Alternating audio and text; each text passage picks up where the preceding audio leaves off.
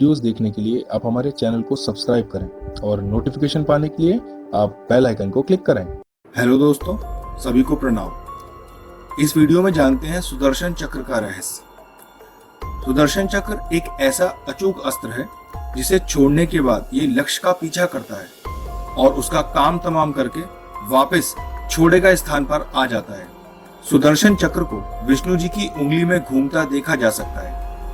सुदर्शन चक्र सबसे पहले भगवान विष्णु के पास था। सिर्फ देवताओं के पास ही चक्र होते हैं। चक्र सिर्फ उन मानवों को प्राप्त होते हैं जिसे देवता नियुक्त करते हैं। पुराणों के अनुसार विभिन्न देवताओं के पास अपने अपने चक्र हुआ करते थे। सभी चक्रों की अलग अलग क्षमता होती थी और सभी के चक्रों के नाम भी थे। महाभारत के युद्ध में भगवान कृष्ण के पास सुदर्शन चक्र था। भगवान शंकर के चक्र का नाम भवरेंदु है।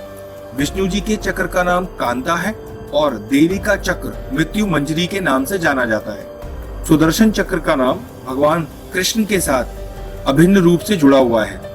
प्राचीन और प्रमाणिक शास्त्रों में एक ऐसी मान्यता है कि इसका निर्माण भगवान शंकर ने किया था। निर्माण के बाद भगवान शिव ने इसे विष्णु जी को सौंप दिया था। आइए जानते हैं सुदर्शन चक्र से जुड़ी कुछ रोचक बातें। यह चक्र, जिसका नाम सुदर्शन चक्र है, दो शब्दों से मिलकर बना है। सु यानी शुभ और दर्शन। चक्र शब्द चरुहु और करुहु शब्द से मिलकर बना है। इसका अर्थ है गति, हमेशा चलने वाला। ये चक्र हमेशा चलता ही रहता है। ऐसे आपने कई सीरियलों में भी देखा होगा। यह चांदी की शलाकाओं से निर्मित है। इसकी ऊपरी और निचली सतहों पर लोहे के शूल लगे हैं। कहते हैं कि इसमें अत्यंत विषैले किस्म के विष का उपयोग किया गया है। सुदर्शन चक्र शत्रु पर गिरा नहीं जाता। ये प्रहार करने वाले की इच्छा शक्ति से चलता है। यह चक्र जिसके भी पास होता है उसे बस इच्छा करनी होती है। यह चक्र उसकी इच्छा को पूरा करके वापस आ जाता है। यह चक्र किसी भी चीज को खत्म करने की क्षमता रखता है। इस चक्र से जुड़ी एक रोचक कहानी है, चलिए वो बताता हूँ। इसका निर्माण विश्वकर्मा जी के द्वारा हुआ था। विश्वकर्मा जी ने अपनी पुत्री संजना का विवाह सूर्यदेव से किया, परंतु संजना सूर्यदेव की रोशनी और गर्मी के कारण उनके समीप ना जा सकी। यह बात जब विश्वकर्मा जी को पता चली तब उन्होंने सूर्य की चमक को थोड़ा कम कर दिया और सूर्य की बची बाकी ऊर्जा से त्रिशूल, पुष्पक विमान और सुदर्शन चक्र का निर्माण किया।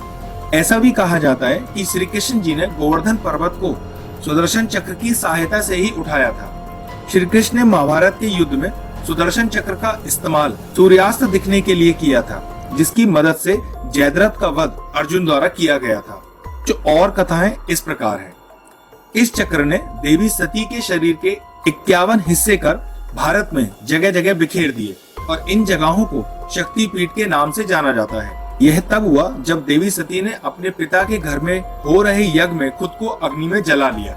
तब भगवान शिव शोक में आकर सती के प्राण रहित शरीर को उठाए घूम रहे थे। सुदर्शन चक्र की सनातन धर्म में भी बहुत मान्यता है। जैसे वक्त, सूर्य और जिंदगी कभी नहीं रुकती, उसी तरह से इसका भी कोई अंत नहीं है। ये परम सत्य का प्रतीक है। शिव पुराण के अनुसार साक्षात आदि शक्ति का सुदर्शन चक्र में वास होता है। एक और कथा के अनुसार पुराणों में सुदर्शन चक्र का निर्माण भगवान शंकर ने किया था और इसे बाद में भगवान विष्णु जी को दे दिया था। जरूरत पड़ने पर भगवान विष्णु जी इस चक्र को देवी पार्वती को प्रदान किया। शिव महापुराण में इससे जुड़ी एक कथा का वर्णन है। पृथ्वी पर जब दैत्यों का अत्याचार बहुत बढ़ गया और दानव जब स्वर्ग लोक पर पहुंच गए, तब सभी देवता घबराकर भगवान विष्णु के पास गए। उनको परास्त करने के लिए एक दिव्य अस्त्र की जरूरत थी।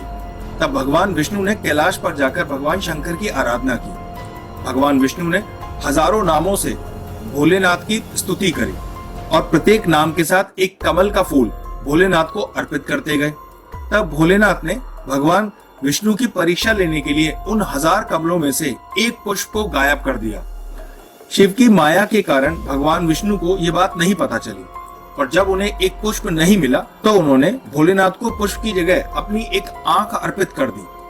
भगवान श्री हरि की भक्ति देखकर भोलेनाथ प्रसन्न हो गए और वहीं प्रकट हुए और उनसे वरदान मांगने को कहा। तब श्री हरि विष्णु ने दैत्यों के संहार के लिए भोलेनाथ से एक अजय अस्त्र मांगा। भोलेनाथ ने प्रसन्न होकर खुद के द्वारा बनाया गया सुदर्शन चक्र भगवान श्री हरि विष्णु को भेंट कर दिया। श्री हरि ने यह चक्र धारण किया और कई बार देवताओं को इस चक्र की सहायता से दैत्यों के अत्याचारों से मुक्ति दिलाई। सुदर्शन चक्र भगवान विष्णु के स्वरूप के साथ सदैव के लिए जुड़ गया।